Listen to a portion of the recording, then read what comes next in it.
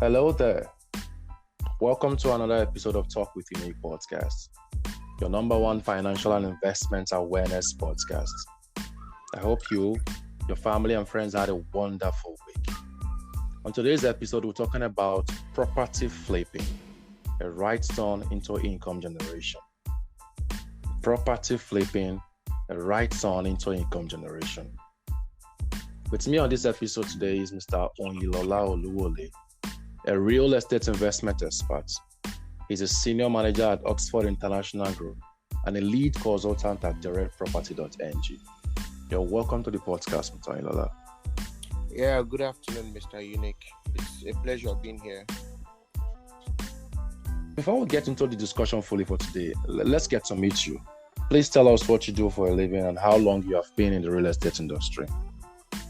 Okay, let me formally introduce myself. My name is Oyinlola OLUWOLE, the lead consultant at decades.Ng and the senior manager at Oxford International Group. So what I do basically is I help clients in the diaspora and Nigeria actualize their home ownership, landed properties, real estate, and alternative investment goal. My priority is to make my clients happy. I listen to my clients' needs and wants to achieve the best outcome in every transaction and strive to ensure that the buying or selling process is seamless. Interesting. I also educate my clients by offering them expert advice, research, market analysis, data to enable them make the best investment decision. And I've been doing this for about 5 years now. Thank you. Wow, that's nice. So for the past 5 years you've been in the industry, how has it been like? How's it been when you started the first time you started in the real estate industry and now? What's the differences based on how you've been dealing with clients, how you've grown personally? It started not being easy.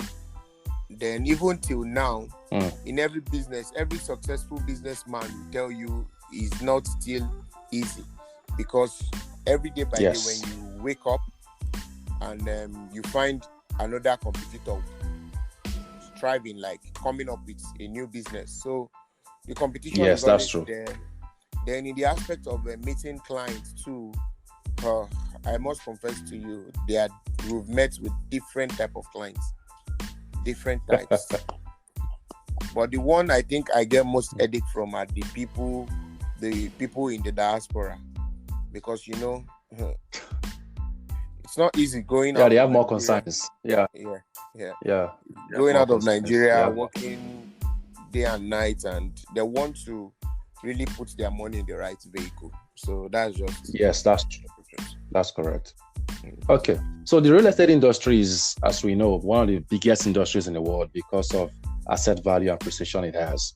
And analysts have said in the next 20 years that the real estate industry market valuation will increase by an average of 5.2% annually to exceed a current market value of $85 trillion. And this investment rationale behind real estate investment is always attractive. Despite the political forebodings or the economic situation that affects the market, we still see real estate being one of the best places to put our funds in. And if we have to come back home to Nigeria, the real estate industry in Nigeria is currently valued over $116 billion.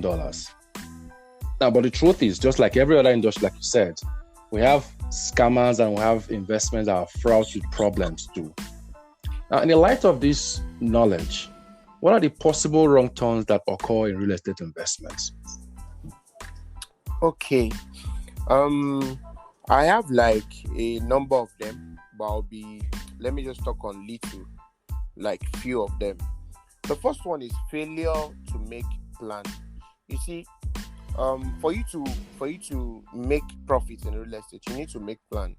The first thing to do is planning, because the last thing you want to do is buy a house or a land without knowing how it will generate income or gains for you. That's true. Yes. Then when there is a hot real estate market, it can be hard to resist. You understand? But still, you want to ensure that you don't get your hand burnt while dealing with scammers. So first Yeah, that's thing correct. first is you have to make plans. Then another part is not doing research. See, a lot of people want to invest in real estate, but they don't want to do research. And part of this research is like, let me just take for example now. Before you buy a car or television set, most people compare different models, ask a lot of questions. Yes, So I just yes, wonder yes. why. So I just wonder why people don't do the same when it comes to real estate. You understand? So due diligence is very key in purchasing a house or a land. Yes. You understand? So due diligence is very key in purchasing a house or a land. Yes. You need to know the commercial sites that are near this property you want to buy. You need to know the changes in that area, major changes. You need to know the development that is coming to that area. You need to go for physical inspection so you can ascertain if the area is flood prone or if it's a dry land area. So there are a lot of issues. Then what about people? You said going to inspect these properties. What about people who are in diaspora? How do they get to do all this stuff? You've just mentioned that as points of watch out for if one wants to just venture into real estate investment generally. How do you handle the situation of people who live in diasporas?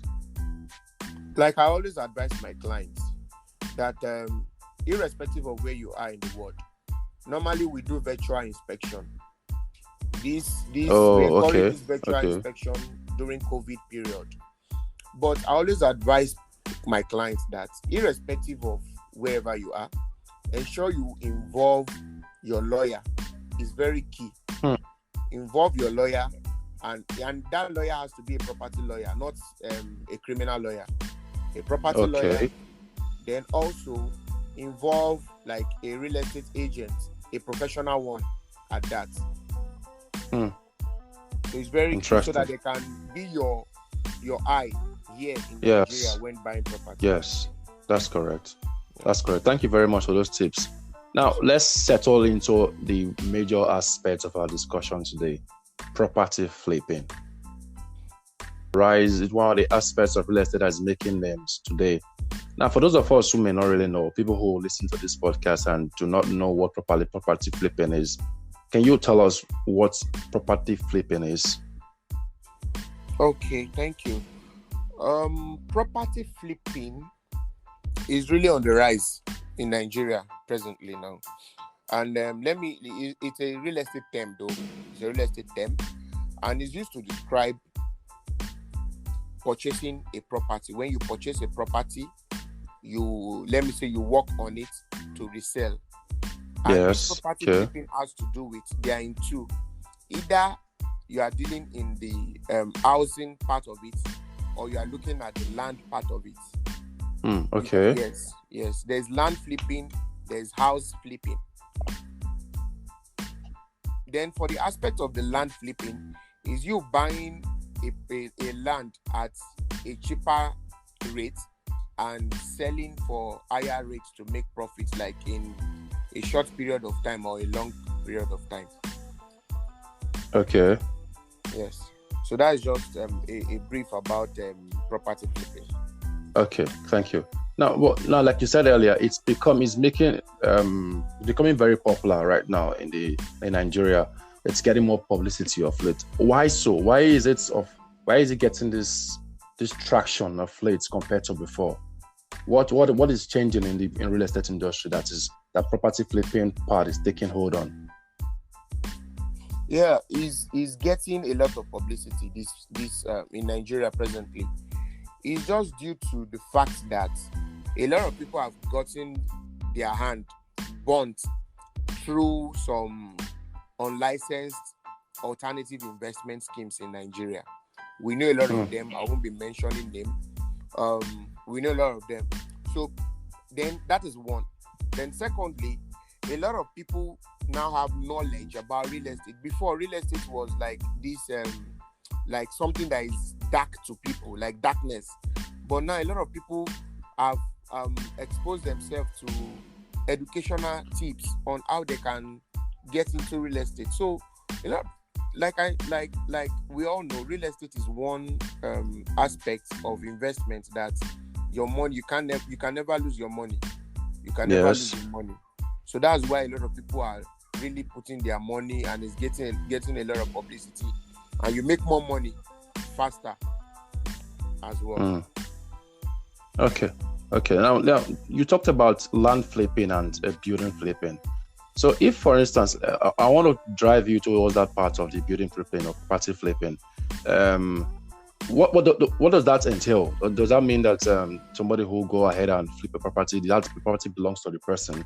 Because I think I've heard about that a lot, but I don't really know how it goes. And what's the term? What's the contract around flipping somebody's property or property flipping, a house flipping? Okay. There are basically different types of contracts when you talk of property flipping. Let's look at the aspect of the housing. Okay. Some people want to do this property flipping, but if you want to do property flipping, it doesn't necessarily mean you own that property. You can enter an agreement. Yes, you can enter an agreement with the original owner of that property. That's okay. The original owner wants to sell for, let's say, 50 million, and you enter an agreement with that person that you get a buyer for that property. After renovation and everything, you go ahead and you sell. Since there's an agreement between you and the original owner, you will get the original owner a new buyer. That's another way of getting involved in property flipping. Then another one is you as the main person that wants to invest into property flipping. You can buy a property that is of low value. Let me say in places like let me use Lagos State as an example. Okay. If you go to places like Fadeyi, you see some properties that are gone already. Yes. So you as an investor, you can go there, do necessary due diligence. You buy from the owner at cheaper rates. Then you renovate it. Then you sell at higher amounts. So I've mentioned two parts now. Two types of contracts when it comes to property flipping. Then for the land aspect too, it applies to the land aspect too. The same way applies. So you talked about the different kind of contrasts we have when it comes to property flipping. You talked about the land flipping. You talked about the outright purchase of a property in low-cost areas or a property that is literally dilapidating, and buy it and flip it and sell. And you talked about dual contracts. This is where you have a contract with the landowner, a property owner, and then you come to agreements, you fix the property, you renovate the property, and then you sell. And that brings me to that question that I have when it comes to this property flipping. What are the challenges? What are the problems that people who engage in dual contract and property flipping or outright purchase of the property itself to flip, what are the challenges that they face in this real estate industry? Okay, thank you, Mr. Unique, for that question. I'll be looking at some few challenges people face because there are a lot of them. Yes, that's correct. So I'll be looking at the major ones. The first one is finding the right property. You see, not every house makes a smart fix and flip investment.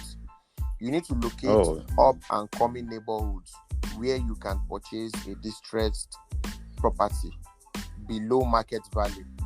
So when flipping a house, you need to sell in a shorter time frame so that you can make your money. You understand? These properties are not something that you are building from the foundation. Yes, that's correct. You are renovating them. So you need to sell them off in short period of time so that they won't be having some issues, some construction issues. So that is one, finding the right property. Another one is purchasing for a profitable price. When buying a property to fix and flip it, you must know the highest price you can bid. You understand? Like here in Nigeria now, I always advise people, if you want to do land flipping, engage the local agents. It's not like Interesting. It's not like in the abroad where you have you can probably buy a property online, like auction. I don't know if you understand what I'm trying to say. I do. So that one now has its own challenge because you can't see what you are buying. But in Nigeria, I always advise that engage the local guys. Let them look for property that are already like dilapidating and buy for you. So, and you buying them at the right price because you still need to consider a lot of. So, and you buying them at the right price because you still need to consider a lot of things when you are fixing this property. And you must not sell at let's say you are selling way above market value, all in the name of you are making profit. Yep. So I've mentioned finding the right property. I also mentioned purchasing for a profitable price. Yes. Then another one is building a trust network is very, very key. You know, in the process of you doing all of this, we have some guys in Nigeria where you as an investor, you explain, in fact, permit me to use the word, you let them, you expose yourself to a level of sea finish. I don't know. It's the truth. You expose yourself to the level of sea finish. Let me say as a beginner. Then they will now say like, this guy, he doesn't know what he's doing. Then they will now start taking money. If iron that they want to buy is 1 million, they can tell you 1.5. So you need to build a trustworthy network so that the people that are supplying you, the people that are going to help you in the process of rehabilitating this property, they are people that will even understand you better, that they won't eat the whole of you. I don't know if you get me. Yes. Then another thing you should look out for is you should prepare yourself for unexpected condition. Okay. Yes. When flipping a house, you need to plan ahead. You need to plan for unforeseen circumstances. Just like the way they used to preach to us that you need to insure your house, insure your life, insure your car. In property flipping, insurance is very, very important. It's very important because what do we say in the case of you finish renovating a particular property and let's say there was an electrical fault and the whole thing just go like that? What do we say in that case? That's a huge loss if it's not insured. Let us say the person is a beginner. That would discourage that person totally. So we need to prepare for unforeseen circumstances, problems when we are renovating property. Okay, I also had an experience. Like I have this client in the diaspora. He bought a land in Shimawa. So when he wanted to buy, that's in Lagos. No, Shimawa is in Ogun State. Ogun State, okay, all right. So he bought the land with the purpose of he wants to develop, though it's not really flipping like per se, but he wants to. He built from scratch. So when he was building, he didn't tell the company that sold that land to him that I want to buy this land and develop and sell the house. So they just assume it's the normal clients that they have that want to reside in the estate. So where they gave him was far inside the estate. So it discouraged a lot of people from buying that property that is too inside. So these are some of the things we need to consider to when we are doing property flipping. Consider the proximity to town. Consider it to major places so that you can, when you develop, when you renovate, you can easily resell. Easily resell the property. So that is some of the challenges you face.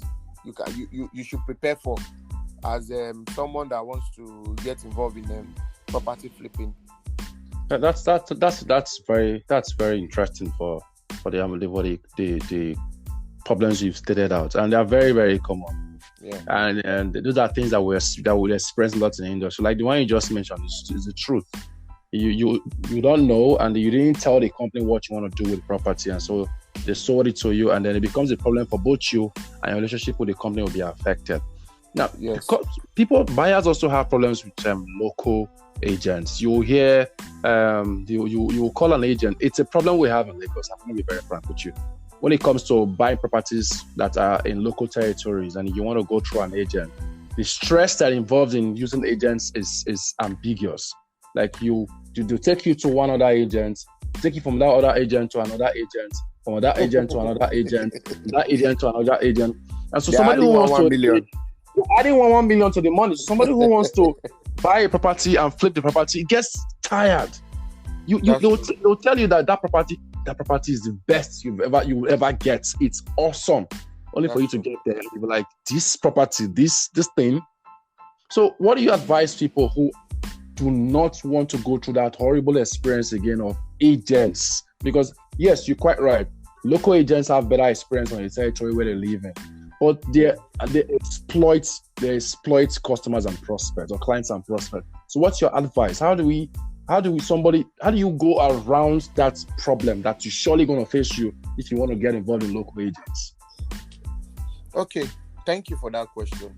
I even before I came into your studio now, I was talking to a friend of mine over the phone that I think the agents are causing more harm than good presently. That's correct. I always advise people that irrespective of where you are, who you are, always have one trustworthy real estate agent that you know that this guy is a top guy in the industry, and all his properties are always direct properties, not what do they call it? 3 chain, 2 chain, 4 chain. 10 middlemen, 15 middlemen, 25 middlemen. I experienced it last month too. A client wanted to buy a property. I've not met the owner. I thought it was just one agent. When I took my client to the land in Badore Aja, on getting there, 5 agents appeared. 5. Yo, like 5. It's tiring. So even we that are in the industry, we as the real estate guys, we personally, I don't involve myself in any.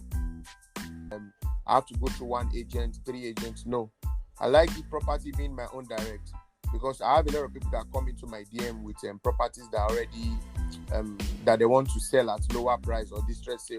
So I prefer that, because it even helped me in the process of my due diligence when I want to do necessary paper check with the person that wants to sell before I introduce it to my clients. So I'll advise people that wants to do property flipping to have at least one genuine realtor that they can go through. Then if they see a property online, they should always ask that person, are you the direct agent to this property? That question is not going to kill you. It will only take away your stress. I don't know if you understand what I'm trying to say. They could tell you that they have it. I have just one more person. It's not me, but there's one more person that is direct, that I'm representing, that stand between you and me and the landlord. We meet the one more person. One more person will tell you, there's just one more, and that's how you get yourself on. You see yourself in a chain of agents. None of these agents will be truthful to you. They're not going to tell you that they're last agents. Okay, let me give a tip on how to get if they are lying or not. Before you go for any inspection, interrogate that agent. Ask him some questions. From your conversation, you will know, if you're asking an agent a question about a property and he's not giving you the right answer, or he's not coming straight to you, you know is either this guy have not been to the property before, that's why he's talking the way he's talking, or he's not the direct agent to that property. That's correct. So that's one tip you should always hold. It's very key. So just talk to them over the phone, ask them several questions. If the questions they've provided is not coming straight, then you should know something is wrong. Okay. All right. Now, you have given us a very wonderful tip that we're going to put into practice. And quite right, it's true that local agents can be very helpful when it comes to territory, investing in territories. But like you said, being wise and smart about how to go with them helps a lot in cutting down a lot of stress. All right. So Now, does that mean that a typical individual who wants to invest in real estate need to have a huge amount of knowledge in real estate before investing in it, or before taking part in property flipping? Do I need to be highly informed? Do I need to understand the geographical territory of the area I want to invest in? Do I have to read about and ask a lot of questions about how old the property is, the history of the property, why the person wants to? Do I have to ask a lot of questions before pledging my money in? Yes, I know. What do I mean by yes, I know? The answer is you don't need to be experienced to go into it. The experience you will need that answers my yes. The experience you need will come as you are developing yourself. It's part of is some of the benefits that you get when you are doing property flipping. So it is a yes and a no. You don't need an experience to start, but along the line you will gain wealth of experience when you are doing it continuously. That's very nice. Thank you. All right, so now in our ramification at the end of the discussion, now what are the benefits of property flipping investments? Okay, like the last thing I just, the whole discussion, anything we are talking about that involves real estate, the number one thing, if you are not talking about that number one thing, the conversation is not interesting, which is making good profit. That's true. Which is money. Yeah, I've gone for inspection, and some houses you have stuffs, ants coming out of the wall and all those things. But you have that's a very old house. Very old house. So you have new buyers come in, develop, renovate these houses, and sell. So by doing all these things, you are giving Fadeyi a new look. If you get to Fadeyi now, we only have few houses that are old there. It's really rewarding. So when you do property flipping, when you renovate properties to resell, it's it's a rewarding business. Very, very rewarding business. So that's just to mention a few of the benefits. Benefits, yeah. Yes. But thank you very much. It's clear that one of the ways of getting rich, creating wealth is property flipping. And you've told us the environmental benefits. You've told us the personal benefit it has for the individual, because, like you said, the Fadeyi example you just used, the properties in that environment are now increasing in value compared to the way they used to look like 20 years ago. Yes. Now, that brings us to a question that many people want to find out. Do I have to be rich? Do I have to have a lot of money to get involved in property flipping? Low-income earners, middle-class earners, what are the plans? What are the propositions you can render to us, to get involved in property flipping? We know that it's an aspect of generating revenue. Even if you don't sell those properties, you put them in rents, whether commercial renting or residential renting. You know that every year you make a lot of money, whether you're making it as a sole owner or you have a contract to the owner of the property. And you know that every year there's a revenue coming in for both of you or for just you.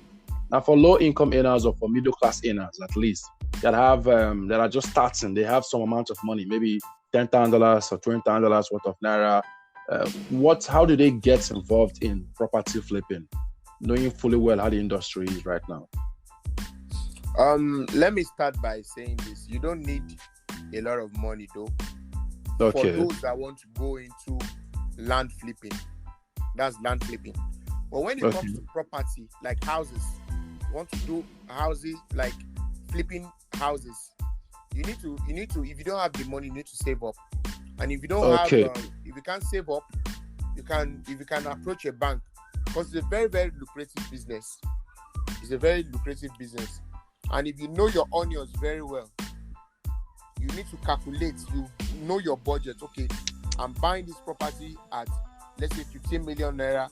I'm spending so amount of money on it. You add it to it.